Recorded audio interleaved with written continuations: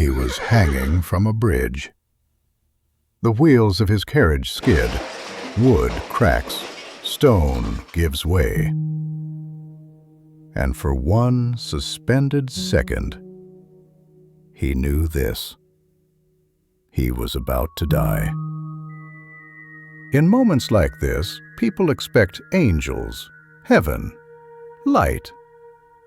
But what came to Blaise Pascal in 1654 was none of that.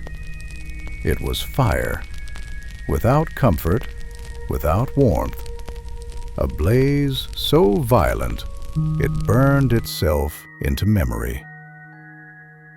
Pascal survived the accident, not the fire.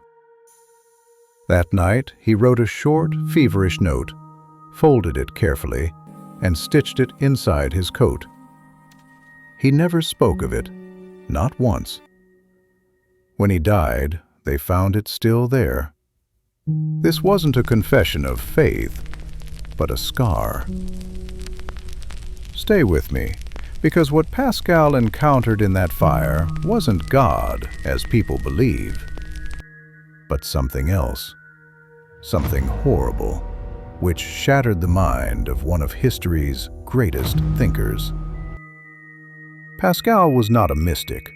He was a machine builder of thought, a child prodigy who, at 19, invented the first mechanical calculator. He tamed probability, turned chance into numbers, and chaos into columns. He believed the universe could be measured, solved, reduced.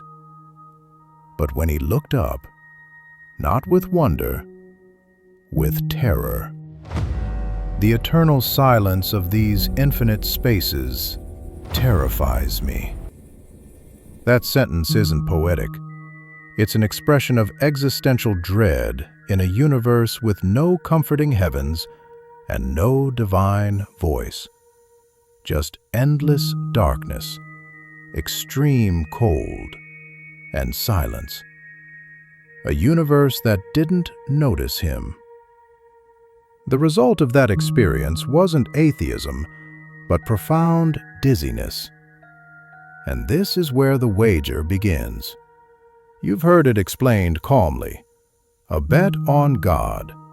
If he exists, you gain everything.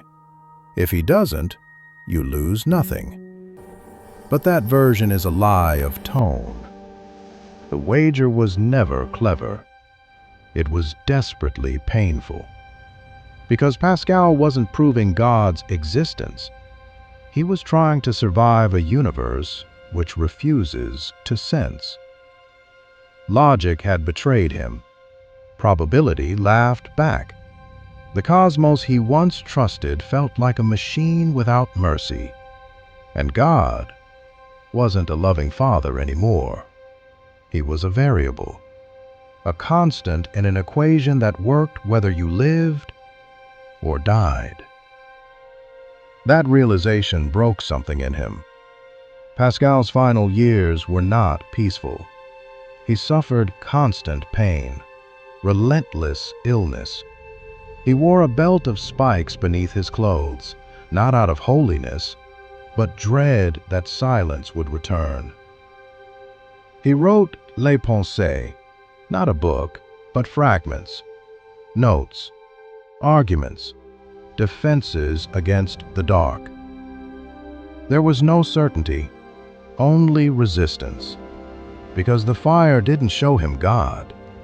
It showed him nothingness. A possibility that God was something we invented to survive that nothingness. If the wager was placed on a silent God, a universe that does not care, what if the real courage wasn't belief? What if the genuine courage was this?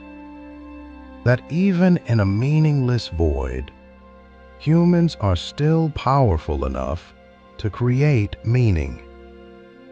Maybe the silence isn't empty. Maybe it's something unfinished, waiting, not for God, but for us.